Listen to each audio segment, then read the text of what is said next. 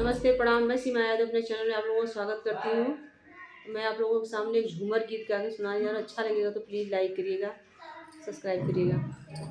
ऐसी मिजाजी ताल गगरिया डूबत नाही रे, ऐसी मिजाजी ताल गगरिया डूबत नाही रे।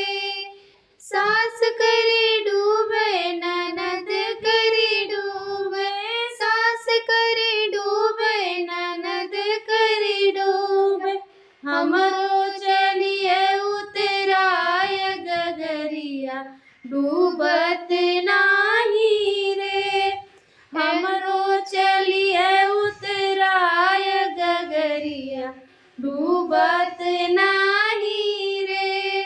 ऐसी मिजाजी ताल गगरिया डूबत नाही रे। सास लिही मुड़े ननद लिही आने, सास लिही मुड़े ननद लिही काने, हमहु लीन